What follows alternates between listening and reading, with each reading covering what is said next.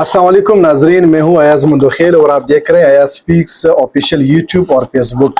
नाजरीन, पिछले व्लॉग में हमने बलूचिस्तान की सिक्योरिटी सूरत हाल पर तफसीली बात की थी। आज की व्लॉग में बलूचिस्तान की इंतजामी सूरत हाल पर बातचीत करेंगे।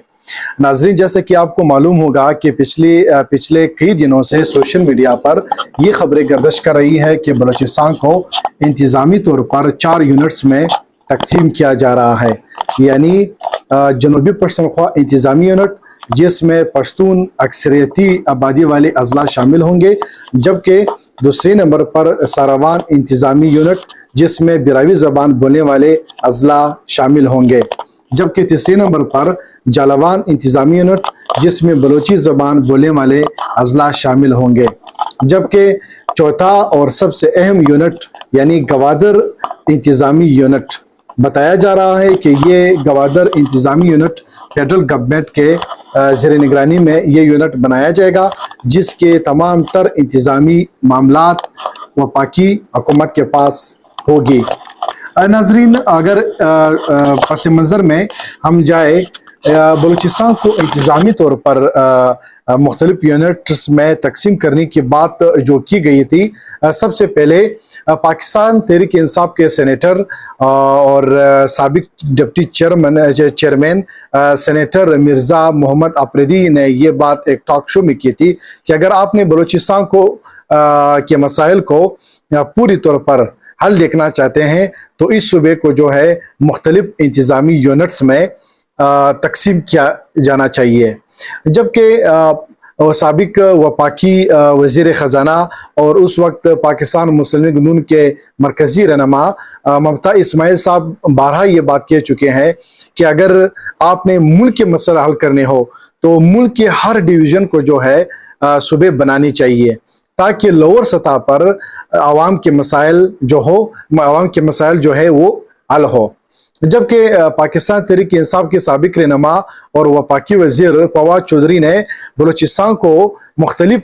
एडमिनिस्ट्रेटिव यूनिट्स में तकसीम करने का प्लान भी बताया था और हत्ता यहाँ तक कह दिया था कि ग्वादर बलूचिस्तान का हिस्सा ही नहीं, ये तो फेडरल गवर्नमेंट ने ओमान से खरीद कर बलूचिस्तान को दिया था।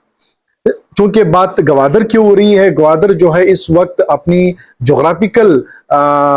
इंपॉर्टेंस की वजह से पूरी दुनिया में एक स्टेटस रखता है, चूंकि एक इकोनॉमिक हब है, सी पोर्ट है। पूरी दुनिया चाहती है कि वो गवादर सी पोर्ट के जरिए जो है वो अपना ट्रेड बढ़ाए बाकी दुनिया के साथ। गवादर की हिस्ट्री में अगर हम लोग जाएं, गवादर जो 1958 से ओमान का हिस्सा था, फिर उस वक्त के field marshal general Ayub Khan जो पाकिस्तान के सदर थे और फिरोज खान नून जो पाकिस्तान के वज़ीर आज़म थे, तो फिरोज खान नून की काविशों के ज़रिए उन्होंने उस वक्त ओमान के जो सुल्तान थे या जो बादशाह थे जिनका नाम था सईद बिन टेपू, उन दोनों की काविशों से पाकिस्तान ने 3 मिलियन US डॉलर के एवज ये इलाका जो है, जो गवादर की टेरिटरी है, ये ओमान से खरीदा था और बाकायदा तौर पर 8 सितंबर 1958 में गवादर को बाकायदा तौर पर पाकिस्तान का हिस्सा बनाया गया। गवादर की जो टेरिटरी है, इसकी जो कुल डिस्टेंस है वो 15,210 स्क्वायर किलोमीटर पर मुश्तमिल एक टेरिटरी है। नाजरीन, जब भी आप इस तरह की कोई इस्लाहात लाते हो, जब आप किसी सूबे को एडमिनिस्ट्रेटिवली मुख्तलिफ यूनिट्स में अगर आप तकसीम करना चाहते हो तो इसके लिए आपको बाकायदा तौर पर लीगली जो है आपको ये काम करना होगा, यानी लेजिस्लेचर के ज़रिए जो 2/3 मेजॉरिटी से वो कानून साजी पास हो, तब जो है गवर्नमेंट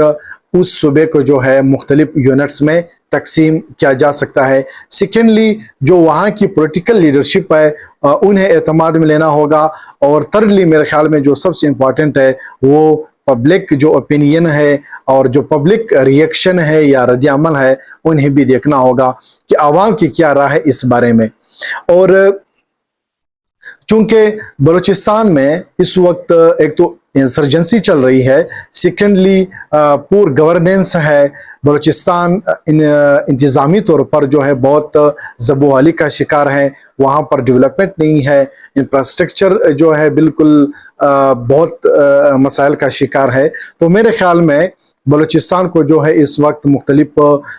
यूनिट्स में तकसीम करना गवर्नमेंट के लिए कोई आसान काम नहीं होगा।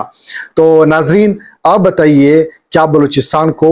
मुख्तलिफ यूनिट्स में इंतज़ामी तौर पर तकसीम हो जाना चाहिए या नहीं? अगर यस तो कमेंट्स में अपनी राय से हमें आगाह कीजिएगा कि इसके बलूचिस्तान की ओवरऑल बलूचिस्तान के